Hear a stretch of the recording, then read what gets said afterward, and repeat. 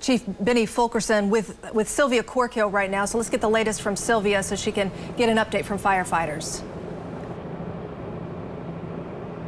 That's right. Benny, you have been out here since the very beginning. Just kind of tell me the challenges that you and your guys are facing right now. Well, the biggest thing is this is a very large building, and what was burning has been the challenge. So it was originally roofing materials.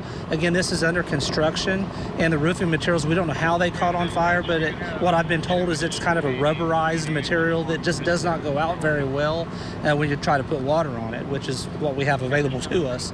It's just such a large building right now. It's involving a good portion of not only the roof, but now it's into the 5th floor as well, and possibly even lower than that in places. It's a lot of fire. This is very labor intensive from the beginning. What we have now is what's considered to be a 5th alarm fire. Essentially, we call it a high-rise response, but it's equivalent to a 5th alarm fire. We have at least 80 firefighters out on scene now. Unfortunately, we anticipate being here for quite some time, probably overnight. And it's a labor-intensive effort right now, and these firefighters are working really hard. We see that your guys are on top of the ladders right now on the fire engine, but tell us a little bit about that process. You said that they ran some hoses in earlier, and just how labor intensive that process is. Yeah, so initially there are standpipe systems in these types of buildings that we utilize to get water to the upper levels, and unfortunately it was not operational in this building. I don't know to what degree the construction was complete, so that may have been the issue there. So when that happens, we have to create our own standpipe essentially by manually taking hose lines up those stairs. In fact, what they did in a couple of places was go up to the 5th floor with hose, drop hose out, connect to it down below, and then pump water up to where they were on the 5th floor, essentially creating our own standpipe. So they've had to get creative a little bit out here with this. Primarily what we're doing now, Sylvia is hitting it from the exterior. There has been some collapse. You may have seen a little bit earlier, a portion of the building collapsed, so that's very dangerous for our crews. And we've been putting a lot of water on this now for hours. Water's heavy too, so that also adds to that collapse hazard. So again, very dangerous situation for our crews, and so mostly we're on the exterior of it. We do still have some crews committed to the interior, a little bit further to the east, trying to salvage what they can in there and prevent fire spread. But it's going to be quite a firefight for the rest of the night, I'm afraid. Benny, earlier tonight you were talking about some of the heavy equipment that's at the base of this structure. We know that it was under construction. Tell me your concerns with that and why firefighters immediately started to tackle that. Yeah, so I don't know if you witnessed that when a part of that facade fell, it was all burning when it fell, and it fell down below to where some of those scissor lifts were, large pieces of construction equipment. And the fear was if those then caught on fire with fuel that they may have inside or whatever the case may be, that it would then spread into the first and lower floors of the building that they were right next to. And that would have just compounded the problem and basically created another place where the fire would be originating and we'd have another problem. So crews, I don't know if you saw that, they hit that quickly. They had that fire put out very quickly, and I don't know what damage there was to the equipment, but it looks like not much. So. Initially, when we got here, Benny, we saw that fire was growing exponentially. The wind was picking up. Was that something that also created some sort of challenges? Yeah, it is. It's not too awful bad out here tonight. I'll tell you what's good, too, is the temperature. I don't believe it'll get below freezing tonight, and that's helpful because you look around at all the water that we've been flowing. Well, it's all over our equipment now. It's all over our ladders. It's all over the parking lot where these crews are still trying to work. So that's at least one thing working in our favor tonight, since the standpipe situation and the actual roofing material itself being so flammable, we're not working in our favor. But that's the nature of what we do.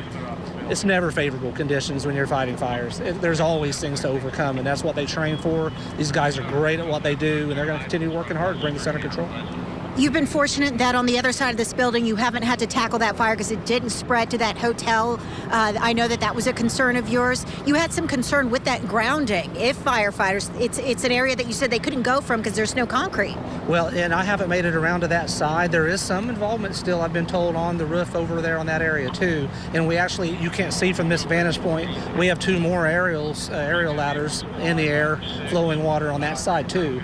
And I was told that it was a little more difficult to place the apparatus over there because there wasn't as much concrete and just the ground was a little different than it is over here. But yeah, they're hitting this from multiple sides and multiple angles right now. And again, just a lot of people out here, and we'll be working hard for a while.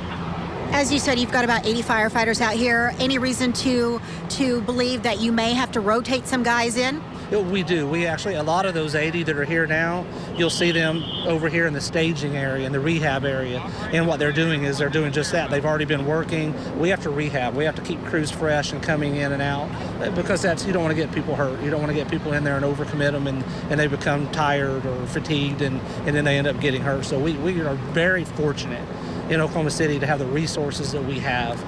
Very blessed to have the following and the support from our community that we have to make sure that we have the types of equipment and the personnel that we have. We anticipate even tomorrow's shift when they come in at 7, this could still be going to some degree, at least hot spots, and so even that crew coming in tomorrow could get involved with this, but it's a little early to tell, but there's still a lot of fire, unfortunately.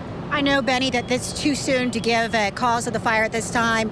Will that be something that once it's extinguished, the fire marshals, what's that process like? Yeah, so we already have fire investigators on scene now, and what they'll do now is basically collect as much information as they can, considering where the fire involvement still is, and then of course we'll look at that. The more that the fire is extinguished, the more that they can get inside and look at that, and possibly even use our drones and some things of that nature.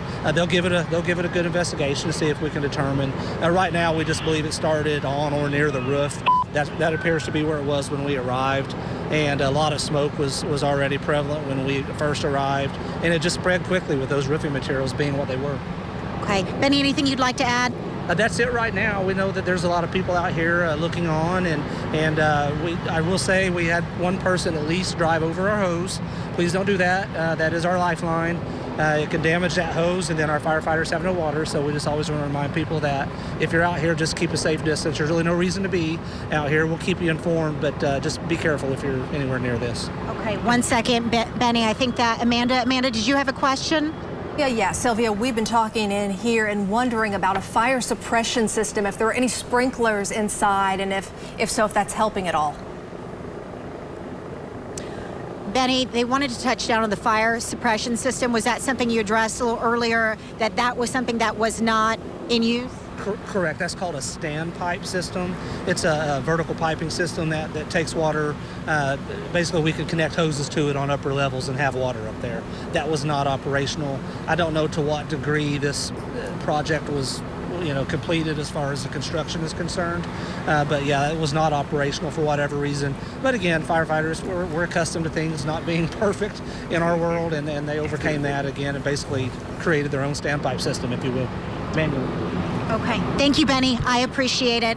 Guys, we will remain out here. As you heard from firefighters, they will be here throughout the night into the early morning hours. As soon as we learn more, we'll be sure to bring that news to you. Back to you in the studio.